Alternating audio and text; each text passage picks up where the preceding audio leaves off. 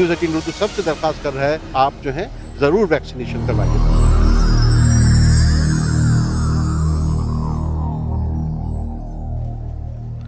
आदाब, मैं हूं विशाल आजम और आप देख रहे हैं खबर खास में आज बात कोरोना की। जी हां, कोरोना ये लफ्ज आपने एक बार नहीं, 100 बार नहीं बल्कि हजारों बार सुना होगा। और ऐसा भी लगता है कि जब ये लफ्ज कानों में पहली बार आया था तो लोगों के जुबान पर सवाल था कि ये कोरोना है क्या। फिर धीरे धीरे जब इसने अपना असर दिखाना शुरू किया, न सिर्फ आपकी रियासत में, हमारे मुल्क में, बल्कि गैर ममालिक में भी, तो कोरोना लफ्ज के साथ ही हमारे अंदर सिहरन और डर पैदा हो गया। फिर एक वक्त ऐसा आया कि कोरोना ने बाजार, दुकानें, मोहल्लात और तमाम चीजें खामोश करा दी, बिल्कुल खामोश। लोग घरों में दुबके नजर आए। हाँ, ये जरूर था कि एक अपील पर लोगों ने थालियां पीटी थीं और बत्तियां जलाई थी, टॉर्च जलाए थे, कंदील जलाए थे, लेकिन कोरोना न तो बत्तियों से डरकर भागा, न थालियां पीटने की आवाज सुनकर भागा। कोरोना फिर से आ गया है, लेकिन हम और आप शायद इसे हल्के में ले रहे हैं। ये गलती मत दोहराइए, होशियार हो जाइए। कोरोना बड़ा खतरनाक होता जा रहा है।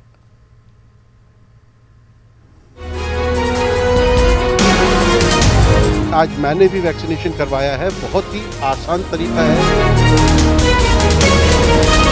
न्यूज़ 18 उर्दू सबसे दरख्वास्त कर रहा है, आप जो है जरूर वैक्सीनेशन करवाइए।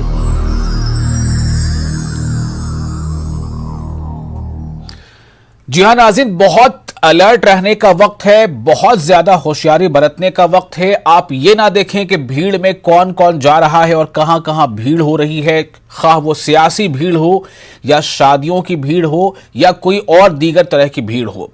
भीड़ से बचिए, मास्क का जहां तक हो सकता है इस्तेमाल कीजिए, जहां तक हो सकता है भीड़ से बचिए।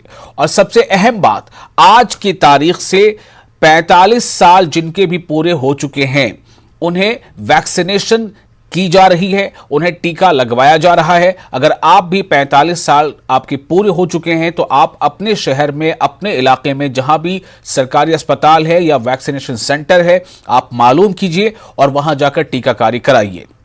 ये बहुत जरूरी है, ये बहुत जरूरी है। वैक्सीनेशन ही एक वाहिद रास्ता है जिसके वजह कर हम कोरोना के हमले का बचाव कर सकते हैं। क्या आपको इस बात को जानकर हैरानी नहीं होगी कि 1 फरवरी 2021, जी हां, मैं 1 फरवरी 2021 की बात कर रहा हूं, यानी इसी साल, मामला ऐसा था कि 9,000 से भी कम केसेस रोजाना पूरे मुल्क में मिलाकर आते थे। और अभी जो ताजा आदाद-ओ-शुमार है वो आपको चौंका देंगे। ताजा आदाद-ओ-शुमार के मुताबिक 24 घंटों के अंदर 72,330 मामले मुल्क में कोरोना के दर्ज किए गए हैं। 1 फरवरी 2019 में 9,000 से कम मामले थे। 2021 में 1 फरवरी 2021 में 9,000 से कम मामले थे। और 1 अप्रैल में जो आदाद-ओ-शुमार आए हैं पिछले 24 घंटों के, वो है 72,330 मामले। और ये 11 अक्टूबर के बाद एक दिन में सबसे ज्यादा उछाल है। एक दिन में सबसे बड़ा उछाल है ये 11 अक्टूबर के बाद से, पिछले साल अक्टूबर के बाद से। 24 घंटों में मरने वालों की तादाद 459 है। और अब ऐसा नहीं कि कोई एक ऐसी रियासत जो बहुत बड़ी रियासत है, जिसका रकबा बड़ा है, सिर्फ वही केसेस ज्यादा हो रहे हैं, बल्कि अब केसेस बड़े शहरों के अलावा छोटे शहरों में भी सामने आ रहे हैं। हां, यह जरूर है कि जितना ज्यादा डर 2020 में इसको लेकर था, आदाद-ओ-शुमार के मुताबिक उतना ज्यादा डर, यानी जो अमवात है, शरह अमवात, वो थोड़ी कम है। लेकिन जो इसके माहिरीन हैं वो कहते हैं कि आप बहुत मोहतात रहें, वरना आपको बहुत भारी पड़ सकता है। आप ये ना देखें कि कहां भीड़ है, कहां कौन भीड़ में शामिल है। आप खुद को भीड़ से अलग रखिए अगर आप खुद को, अपने आप को बचाना चाहते हैं। हम आपको बता दें कि वैक्सीनेशन जो है वो जारी है। और जैसा मैंने पहले बताया कि 45 साल जिनकी उम्र हो चुकी है वो भी अब टीका लगा सकते हैं, वैक्सीनेशन करवा सकते हैं। वो कोई भी हो, गांव के रहने वाले हो, शहर के रहने वाले हो, कोई भी हो, आप हिंदुस्तान के शहरी होने चाहिए। आपके पास एक आपका शनाख्तनामा होना चाहिए, चाहे वो वोटर आईडी कार्ड हो, आधार कार्ड हो, या पासपोर्ट हो, या पैन कार्ड हो। आपको रजिस्ट्रेशन कराना पड़ता है। हालांकि इसकी भी लगातार मांग उठ रही है कि रजिस्ट्रेशन का ये जो प्रोसेस है उसे थोड़ा आसान किया जाए, इस मरहले को। बहरहाल रजिस्ट्रेशन के बाद आप की टीकाकारी हो सकती है। आज जिन लोगों ने टीकाकारी करवाई है, जिन्होंने टीका लिया है, उनके तासुरात क्या है, मैं आपको वो बयान सुनाता हूं। कॉमन जो भी लोग हैं जिन्होंने टीका लिया है वो क्या कहते हैं इसके बारे में, सुनिए। वैक्सीनेशन हो गया है? हो गया। फर्स्ट डोज था, second dose? First first dose. तो जिस तरीके से अभी 45 साल से ज़्यादा उम्र वाले जो लोग हैं उनके लिए भी वैक्सीन शुरू हो रहा है, आप जब यहाँ पर आई थी अपने आप आई थी या घर वालों ने बोला कि नहीं नहीं लगवा लो? नहीं, बच्चे ने बोला था। डर तो नहीं लगा आपको? नहीं। आंटी आपने लगवा लिया? हाँ जी। पहला डोज है आपका? हाँ जी। आपका हो गया? हाँ जी, हो गया।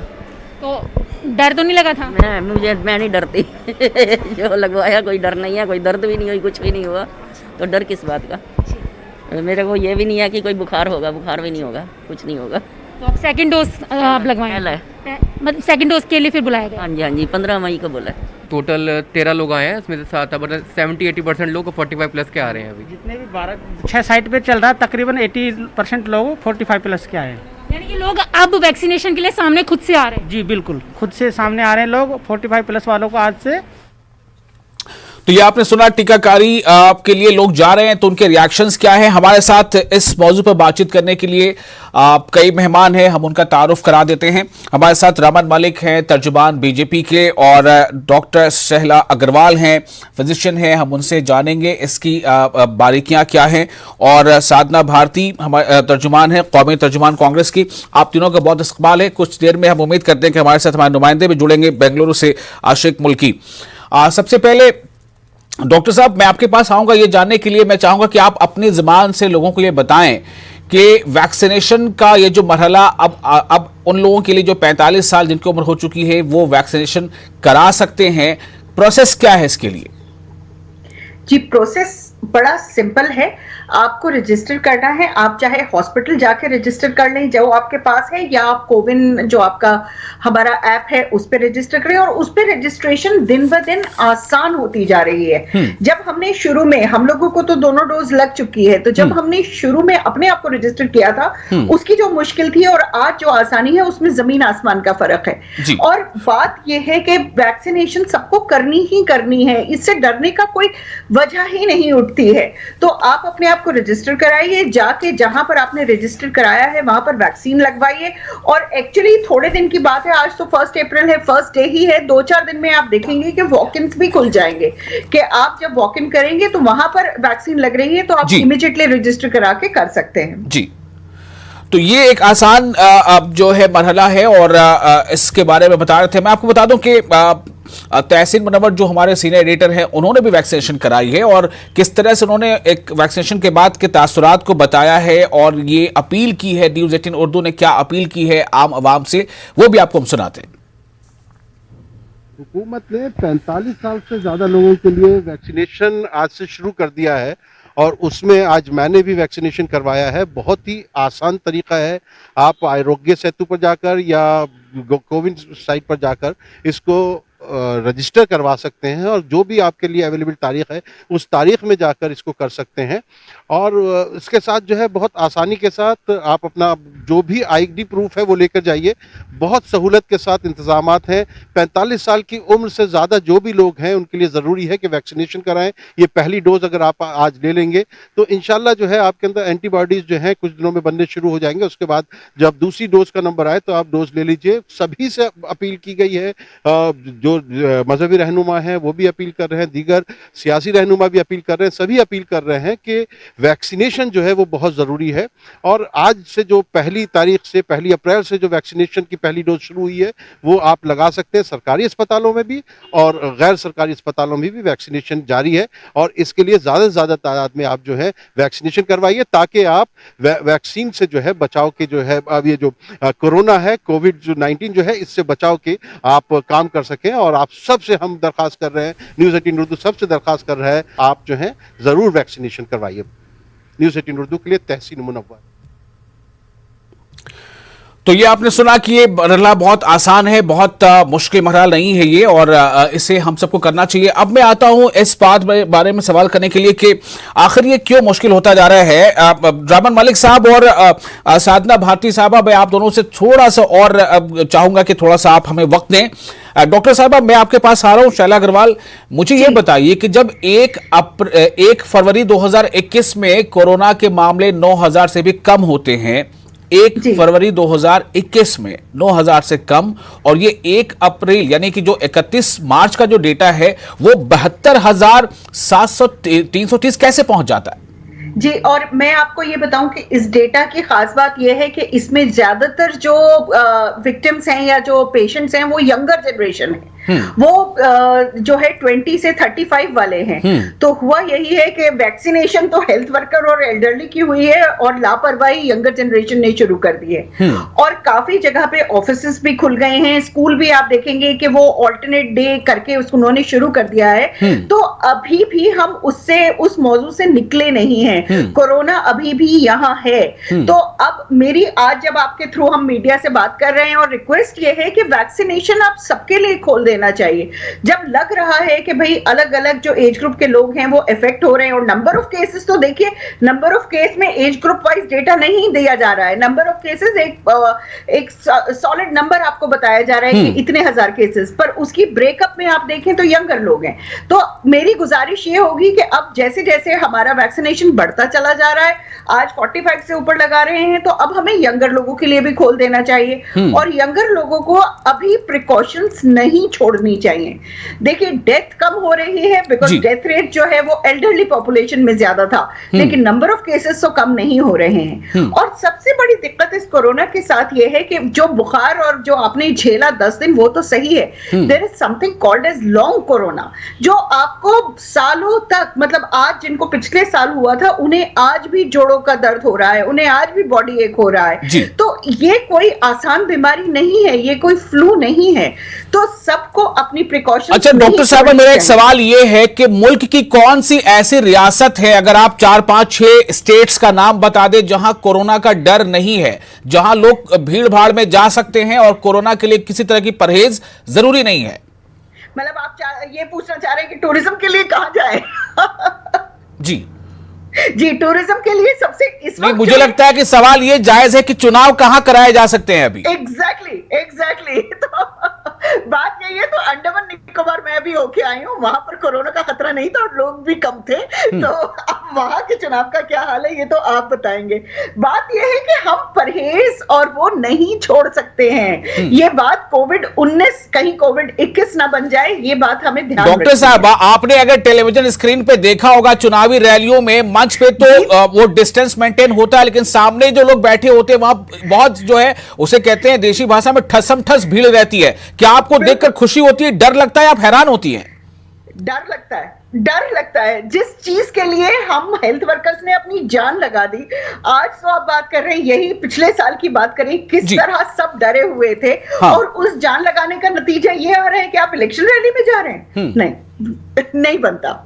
ठीक है डॉक्टर साहब, बहुत शुक्रिया, आप हमारे साथ बने रहें। और कुछ देर में हमारे साथ आशिक मुल्की जुड़ जाएंगे, हमारे नुमाइंदे। साधना भारती साहब, मैं आपके पास आ रहा हूं और रमन मलिक साहब आपके पास भी आ रहा हूं। पहले तो मुझे रमन मलिक साहब ये बताएं, वक्त की कमी है, मैं चाहूंगा बहुत संक्षेप में जवाब दीजिएगा आप सब लोग, कि क्या वाकई कोरोना एक बहुत बड़ा खतरा है या बहुत बड़ा ये एक मतलब धोखा या छलावा है, क्या है ये? रमन साहब। देखिए, ये स्पष्ट रूप से एक बहुत बड़ा खतरा है। और अगर आप इसको खतरे को नहीं समझते और उसको हंसी मजाक में लेते हैं तो शायद आपकी जिंदगी एक मजाक बन के रह जाए। इससे आप ऐसे बच नहीं सकते जैसे आप सोचते हैं कि आप बच जाएं। और आप अभी एक बहुत अच्छा मजाक कर रहे थे कि जहां पे चुनाव हैं, मैं आपका ध्यान आकर्षित करना चाहूंगा, केरल में तो चुनाव है, वहां पे 2600 केसेस हैं। कर्नाटका में चुनाव नहीं है, वहां 4200 केसेस हैं। तमिलनाडु में चुनाव है, वहां 2500 केसेस हैं। दिल्ली में चुनाव नहीं है, वहां 1800 केसेस हैं। लेकिन इससे बड़ी चीज कि एक ऐसा प्रदेश जिसके आसपास कहीं भी चुनाव नहीं है वो है महाराष्ट्र। वहां लगभग 40,000 39,544 केसेस। तो मैं ये पूछना चाहूंगा, ये चुनाव से आ रहा है क्या कोरोना? कोरोना के साथ हंसी मजाक नहीं करना चाहिए, क्योंकि ये बहुत, इसमें करुणा बिल्कुल नहीं है इस कोरोना बीमारी। लेकिन मैं सिर्फ आपसे यही पूछना चाहता हूं कि केरल में अगर इंतखाब हो रहे हैं और तमिलनाडु में भी इंतखाब हो रहे हैं, तो जो तस्वीरें आप देख पा रहे हैं या आप खुद भी जाके आपने देखा होगा, are you satisfied with that protocol?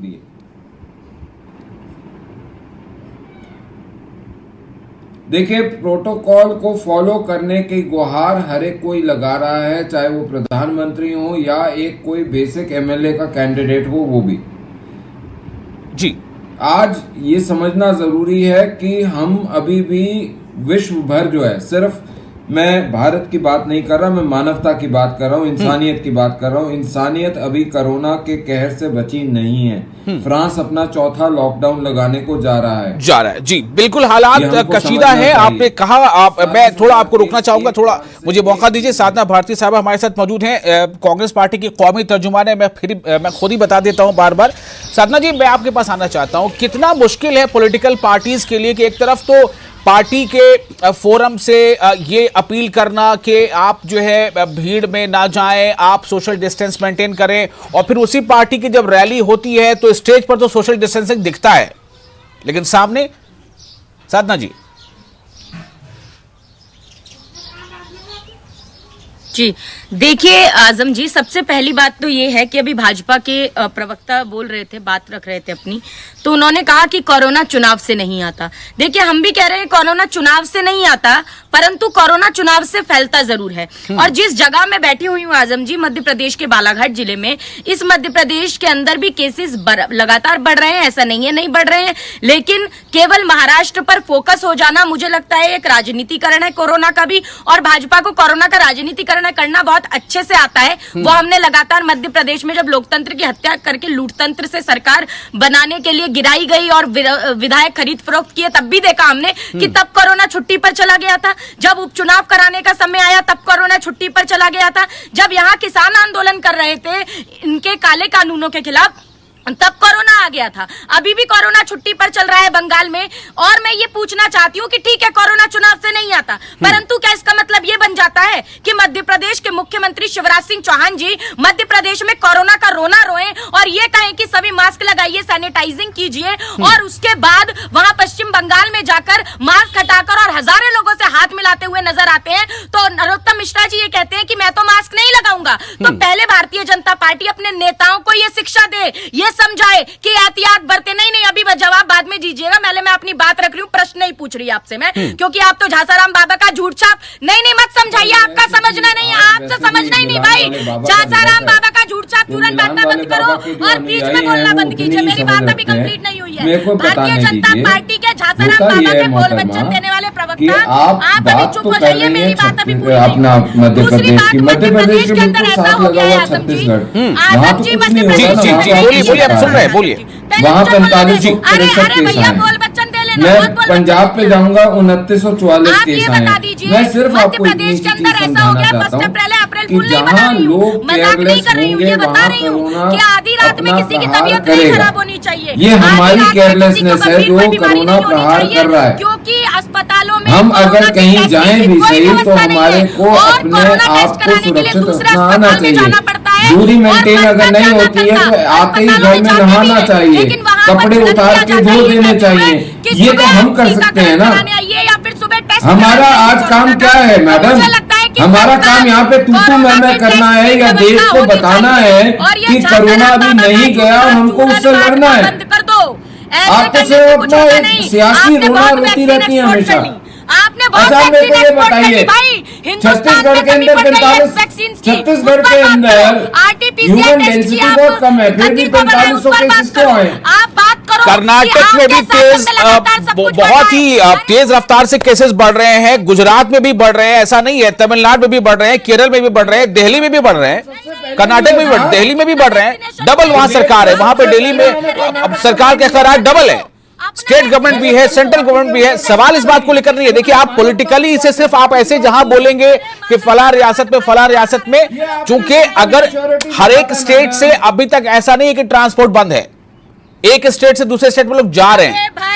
अरे भाई आप पहले मानसिक स्थिति जरा संतुलन में लाके ये बताइए कि फ्रांस की बात कर रहे हैं आप, फ्रांस की आप परसेंटेज देखिए और अपनी देखिए, 3.8% लोगों को लगवा पाए हैं अभी तक आप वैक्सीनेशन। आप बात दीजिए, आप एक्सपोर्ट कर रहे थे अब तक वैक्सीनेशन, अब आपने बंद किया। जब विपक्ष चढ़कर ये कहता है कि आप 158 रुपए में विदेश में बेचते हैं, तो हिंदुस्तान में 250 रुपए प्रति खुराक क्यों? ऐसी स्थिति में जहां 700 अस्पताल है, सिर्फ 82 करोड़ से अधिक लोग गरीबी रेखा से नीचे हैं, उनके लिए आपने क्या आपने तैयारी की है वैक्सीनेशन की है? बताइए। बिल्कुल जवाब देता हूं। साधना जी और रमन जी थोड़ा सांस ले लीजिए। और अभी तो वैक्सीन लेने की बारी भी हम लोगों की आएगी। अब आप लोगों की तो शायद पहले आ चुकी है कि 45 वालों की अब आई है। बहरहाल आशिक मुल्की हमारे साथ हैं, बेंगलुरु से हमारे रिपोर्टर हैं। आशिक, मैं ये जानना चाहता हूं कि कर्नाटक का बेंगलुरु अर्बन उन 10 शहरों में एक है जहां केसेस बहुत तेजी से बढ़ रहे हैं। Ashiq, can you please tell me, क्या स्टेप्स ले रही है गवर्नमेंट वहां पर? क्या इसे कंट्रोल करने के लिए तमाम स्टेप्स उठाए जा रहे हैं?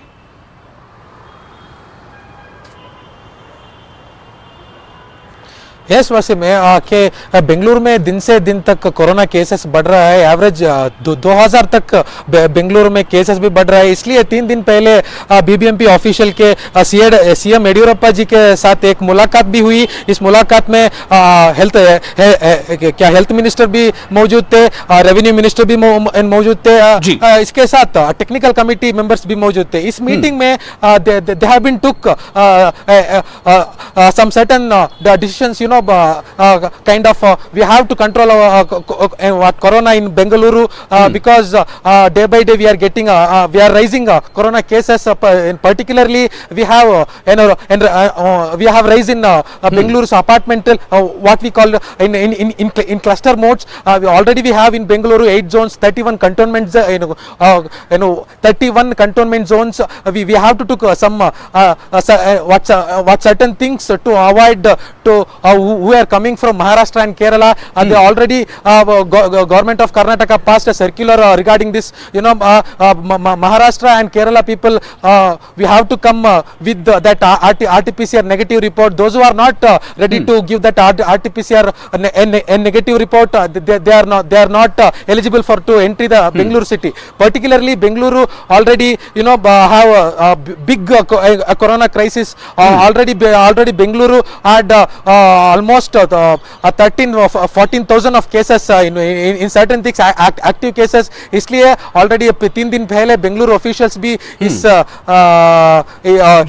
इस विचार में सीएम येडियुरप्पा जी के साथ भी इस मुलाकात की।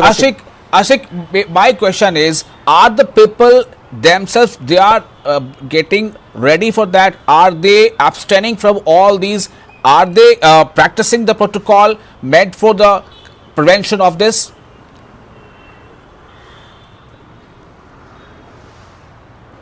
No, Wasim, if on the spot we are looking to Care Market or Gandhi Bazaar or Majestic, all the people are avoiding this corona protocol. Already they are not ready to maintain the social distancing and not ready to wear the mask. If they wear mask, that is not proper. They are wearing under the neck. People are not ready to follow the what government given protocol, Wasim. Okay, thank you very much.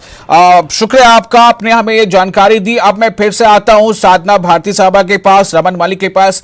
एक और खबर जो हमने कल भी बताई थी, रमन मलिक साहब देखिए कहां पर होता है कि लोग हमें फॉलो करते हैं। सूरत की खबर थी कि सूरत में बीजेपी एमएलए की सालगिरह तकरीब, अब बर्थ एनिवर्सरी तो मनाना है भाई, उसमें कोरोना की मतलब जो कोरोना गाइडलाइंस उसकी धज्जियां उड़ी। बहुत क्लोज कॉन्टैक्ट में लोग थे, किसी के चेहरे पे मास्क नहीं था, कुछ ऐसे लोग भी थे जिनको एक डोज पड़ चुका है, दूसरा डोज पड़ने वाला है। अगर आप कहें तो मैं तस्वीर दिखा दूंगा, अगर आप मान लेते हैं तो अच्छी बात है। मेरा सवाल सिर्फ ये है, I am not Poynting it out, मैं सिर्फ ये कहना चाहता हूं जो हमारे रोल मॉडल हैं, जिन्हें हमें लगता है कि हमें उनको सुनना है, वो जैसा करते हैं उस पर अमल करना है, उनके लिए कितना जरूरी है ये कि वो सिर्फ कहे नहीं करके दिखाएं। रमन मलिक साहब। उतना ही जरूरी है जितना एक साधारण नागरिक के लिए है। और मैं ये मानता हूं कि कोरोना ये देख के नहीं आएगा कि आप देश के भूतपूर्व प्रधानमंत्री हैं या एक साधारण इंसान हैं। कोरोना ने ये बोल बच्चन देने से कोरोना भागेगा नहीं, ना तो थाली पीटने से भागा, ना तालियां पीटने से भागा, और ना कोरोना वॉरियर को डंडे मारने से भागा। तो इसीलिए जरा संजीदगी से इस चीज को समझिए। ये बार बार महाराष्ट्र मत कहिए। हर एक को, चाहे वो भाजपा का कोई पदाधिकारी हो या एमएलए हो या कोई भी व्यक्ति हो, उसको ये ध्यान देना चाहिए कि एक तो ये पब्लिक फंक्शन करने अवॉइड करें, और दूसरा कोरोना के दिए हुए प्रोटोकॉल को फॉलो करना चाहिए ताकि ये इशू ना करेंगे भाजपा के प्रवक्ता। अरे फिर ऐसे ऐसे ऐसे ऐसे सुनना करो, पहले मैं क्या बोल रहा हूँ। क्यों सुने भाई, आपके मन की अरे कान में कुछ डालो, साफ करो। आप बात करते नहीं, आज वैसे ही राहुल बाबा का दिन है और आपके मोदी मोदी सुने, हम मोदी मोदी करके तो देश बेच दिया, सरकारी संपत्तियां बेच रहे हैं, डीजल बढ़ा दिया, पेट्रोल बढ़ा दी, महंगाई बढ़ा दी, कोरोना का केसेस बढ़ा दिए। अरे कुछ घटा है क्या? नौकरियां ये आप जो व्यक्ति लेकर आते हैं बैठ के बात करने वाले, करके जरा वो या तो कोई नशे में होंगे या राहुल बाबा जी। एक सवाल और है, उसका जवाब दे दीजिए। इस मसले का हल क्या है? करना क्या चाहिए सियासी रहनुमाओं को? आप जैसे बड़े लीडरों को क्या करना चाहिए? कुछ भी बोलने से नहीं चलता, आंकड़ों पर बात कीजिए। आपने मुझसे पूछा है क्या आजम जी? जी सादा जी, आपसे ही पूछा है, हल क्या है इस मसले का, कैसे इसका सामना करें? 40,000 मौतें, 40,000 आजम जी 3.5 और 227 मौतें। करिए आंकड़ों पे बात। अब इन्हें कहिए मध्य प्रदेश के अंदर 9 मौत हुई है, राजस्थान के अंदर 5 हुई है, छत्तीसगढ़ के अंदर 40 मौतें हुई है। करिए आंकड़ों पे बात कि वैक्सीनेशन कितना प्रतिशत हुआ, उसका आंकड़ा है इनके पास, इतना आंकड़ा है इनके पास। अरे हर वक्त बोल बच्चन करने से कोरोना नहीं भागेगा भाई। बहुत तुमने 20 लाख करोड़ के धारावाहिक चलाए, कभी अरे वैक्सीनेशन की भरपूर मात्रा है, फिक्र मत करिए। आरटीपीसीआर टेस्ट बढ़ाओ और बढ़ाओ। आप जरा अपना संतुलन मत खोए, हमारे पास वैक्सीनेशन हर तरीके के हैं। डिस्टेंसिंग बनाए, अभी डॉक्टर हमारे पास कोरोना का भी वैक्सीन है, हमारे पास रेबीज का भी है, फिक्र मत करिए। विदेशों में बेच बेच के जो राजस्व इकट्ठा कर रहे हो, अरे कहाँ ले जाएंगे मोदी जी? मोदी जी कहाँ खर्च करेंगे? अरे क्या विदेशों में बेच बेच के? अपनी बीवी भी छोड़ दिया उन्होंने, तो किस पर खर्च करेंगे भाई? किस पर खर्च करेंगे? अरे मोदी जी की जेब में जा रहा है क्या? खर्च करेंगे क्या कुछ भांग खा के आई हुई है बैठने? अरे ये शर्म करिए, ओ मैडम, भांग क्यों नहीं खाई? आप नशेड़ी होंगे, तमीज में बात कीजिए आप। प्लीज प्लीज प्लीज देखिए अभी हम लोग बात ये कर रहे हैं कि हम कैसे एक रास्ता दिखाएं मुल्क की आवाम को, और मुल्क की आवाम को बताएं कि जो अच्छे काम है उसी को फॉलो करें। कोई भीड़ में जाता है जाए, आप भीड़ में ना जाएं, आप भीड़ से बचें। आप कोरोना बहुत खतरनाक है, इसे माने, आप इसे माने, आप इसको लेकर प्रोटोकॉल का पालन करें। और आप अगर 45 से ज्यादा के हो चुके हैं तो आप टीकाकारी जरूर कराएं, वैक्सीनेशन जरूर कराएं, ये बहुत जरूरी है। डॉक्टर साहबा भी इसी बात की तरफ इशारा कर रही थी। बहुत शुक्रिया आप तमाम लोगों का इस खास मौजू पर अपना वक्त देने के लिए। फिर से कह रहा हूं, कोरोना बहुत खतरनाक होता जा रहा है, परहेज कीजिए। आदाब।